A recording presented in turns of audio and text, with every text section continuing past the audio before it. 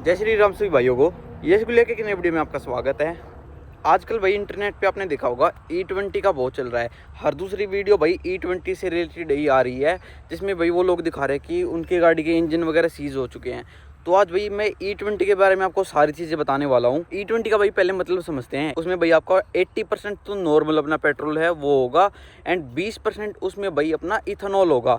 Ethanol अगर आप नहीं समझ पा रहे तो आप जो गन्ने का रस होता है उसको भैया उसमें डाल देते हैं 20%। जैसे हम 1 लीटर पेट्रोल डलवा रहे हैं अपनी गाड़ी में, तो उसमें अपना 80% नॉर्मल पेट्रोल होगा एंड 20% उसमें गन्ने का रस होगा। तो आजकल भाई काफ़ी ज़्यादा वीडियोस आ रही है जिसमें वो कह रहे हैं कि E20 पेट्रोल डलवाने के बाद उनकी कार्स की इंजन वगैरह उनके सीज हो रहे हैं। तो ये वाली चीज़ आपने नोटिस करी होगी, अभी फ़िलहाल 10-15 दिन के अराउंड में आई है, क्योंकि आप देख रहे हो बारिश वगैरह अब होने लग गई है, तो अब ये प्रॉब्लम ज़्यादा आ रही है। तो मेन भाई मैं आपको कारण बताऊंगा इसका क्या है, E20 आपकी गाड़ी को कैसे नुकसान करता है।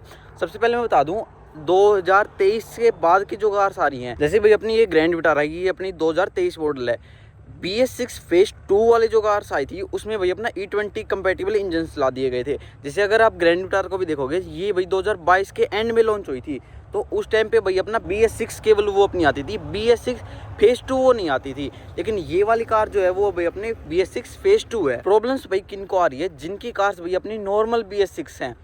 BS6 फेज 2 वाली कार्स को भाई इतनी प्रॉब्लम नहीं होगी, क्योंकि वो वाले इंजन भाई E20 के कंपैटिबल है। अगर आप उसमें E20 पेट्रोल डलवा लोगे तो कोई भी प्रॉब्लम आपके इंजन को नहीं आएगी।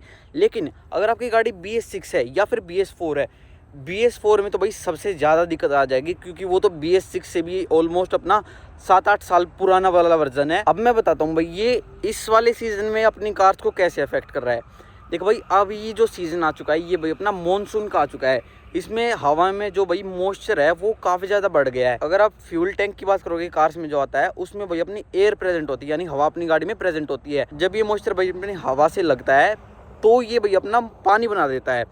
पानी जैसे ही बन गया अपनी फ्यूल टैंक में, तो जो अपना नॉर्मल वाला पेट्रोल होगा, अगर आपने वैसे देखा होगा, अगर आप नॉर्मल ऑयल में पानी डाल दोगे तो अपना पानी जो है वो अलग रहता है एंड अपना ऑयल अलग रहता है। अगर भाई आपने एक सैंपल ले लिया ऑयल का, जिसमें आपने ग्लास में ऑयल ले रखा है, अगर आप उसमें पानी डालोगे तो भाई अपना पानी अलग रहता है एंड अपना ऑयल नीचे रहता है। दोनों में एक लेयर बन जाती है, मतलब एक लेयर बनती है, उसमें आपका ऊपर पानी रह जाएगा एंड नीचे अपना ऑयल रह जाएगा। ऑयल में कभी भाई पानी मिक्स नहीं होता है। जैसे मान लो अब हम नॉर्मल पेट्रोल डलवा रहे हैं अपनी गाड़ी में, तो भाई टैंक में अपना मॉइस्चर की वजह से पानी बन गया, तो अपना पेट्रोल से वो रिएक्ट नहीं करेगा, वो अपना मिक्स नहीं होगा उसमें, तो पानी उसका अलग रह जाएगा। तो इंजन में भाई वो पानी नहीं जा पाएगा। फिर अगर पानी की आप डेंसिटी देखोगे तो वो काफ़ी ज़्यादा कम होती है। तो फ्यूल टैंक में भाई ऐसा सिस्टम होता है कि अपना पानी आराम से निकल जाता है एंड अपना फ्यूल अपने इंजन में जाता रहता है। लेकिन अगर आप E20 अपनी गाड़ी में डलवा लेते हो तो 20% उसमें इथेनॉल होता है, तो वो जो अपना 20% वाला पार्ट है वो भी अपना पानी को एब्जॉर्ब कर लेता है। 80% जो उसमें पेट्रोल है वो भी अपना पानी को एब्जॉर्ब नहीं करेगा, लेकिन जो उसमें 20% इथेनॉल डल रखा है वो भाई अपने पानी को एब्जॉर्ब कर लेता है। पानी को उसने एब्जॉर्ब कर लिया तो फ्यूल टैंक से भाई वो पानी बाहर भी नहीं जा पाएगा, वो जाएगा भाई अपना सीधा इंजन में। अगर वो इंजन में चला गया तो भाई आपको पता ही है, पानी अगर एक बार इंजन में चला जाता है तो इंजन की क्या कंडीशन हो जाती है। आपके स्पार्क प्लग्स वगैरह सारे ख़राब हो जाते हैं, इंजन इवन अपना भाई सीज भी हो सकता है, जो कि बहुत सी कार्स में हो भी रहा है। जैसे अगर आप जो भी ये प्रॉब्लम्स देखोगे इंजन सीज वाली, वो ज़्यादातर आपको भाई BS4 गाड़ियों में ज़्यादा मिलेंगी। अगर आप BS6 फेज 2 कार्स को देखोगे तो उसमें भाई आपको इंजन सीज वगैरह की प्रॉब्लम नहीं मिलेगी। तो भाई ऐसा तो है नहीं कि हम BS4 कार्स को चलाना ही बंद कर दें। तो उसका सोल्यूशन ये है भाई, उसमें आप डलवाओ पावर वाला पेट्रोल। XP100 जो पेट्रोल आता है वो भी अपना पावर वाला आता है, जो कि अपना नॉर्मल पेट्रोल से थोड़ा महंगा होता है। वो आप अपनी कार्स में डलवाओ, वो इवन आपके इंजेक्टर वगैरह को साफ भी कर देगा। तो उसमें भाई आप अपना XP100 पेट्रोल डलवा सकते हो, जो कि भाई थोड़ा एक्सपेंसिव होता है। मेरे हिसाब से भाई चॉइस होनी चाहिए थी। अगर आपकी गाड़ी भाई कंपेटिबल नहीं है E20 के, तो आप अपना नॉर्मल फ्यूल डलवाओ। अगर आपकी गाड़ी कंपेटिबल है तो आप अपना E20 फ्यूल डलवा सकते हो। एक और चीज़ भाई, जो अपना E20 वाला पेट्रोल आ रहा है, अगर आप चॉइस भी नहीं दे रहे हो किसी को, तो मतलब प्राइस डिफरेंस तो होना चाहिए ना। जिस तरह अगर कोई नॉर्मल वाला पेट्रोल डलवा रहा है जिसमें अपना 100% पेट्रोल है एंड एक अपना 20% इथेनॉल डलवा रहा है एंड 80% अपना पेट्रोल डलवा रहा है, तो प्राइस डिफरेंस मेरे हिसाब से होना चाहिए। लेकिन वो भाई नहीं है। अगर आप 20% का ड्रॉप भी नहीं दे रहे हो, मान लो 10% आप अपना उसमें आप अगर अपनी शुगर केन की जो अपने क्वांटिटी यूज़ करी है उसकी प्राइसिंग को हटा भी देते हो, मान लो 15% इसमें अपना यूज हो रहा है, तो एटलीस्ट 5% आपको इसका प्राइस कम करना चाहिए था। मान लो अभी 103 पर लीटर है, अगर आप उसको 5% कम करोगे तो मेरे हिसाब 95 रुपीज पर लीटर तो हो जाना चाहिए। 5 रुपए का फर्क भी भाई बहुत ही ज्यादा हो जाता है। एक तो भाई हम E20 डलवा रहे हैं, उसके बाद भी अपना प्राइस सेम है, ये भाई थोड़ा सा सेंस नहीं बना रहा है। अगर हम भी अपना E20 डलवा रहे हैं तो भाई उसकी प्राइसिंग थोड़ी सी कम होनी चाहिए, तो भाई फायदा नहीं है ना उस चीज का। एक तो हम अपना 100% पेट्रोल डलवाएं जिसमें भाई अपना पिकअप भी बढ़िया मिलेगा अपने को। एक और चीज है भाई, जैसे हम E20 डलवाते हैं ना, उसमें भाई आपको पिकअप बढ़िया नहीं मिलता है। जैसे मैं ग्रैंड विटार पर्सनली ओन करता हूँ, भले ही ये भाई अपनी E20 कंपैटिबल है, लेकिन इसमें अगर मैं E20 वाला पेट्रोल डलवाता था ना तो भाई उसमें आपको माइलेज का फ़र्क पड़ता था।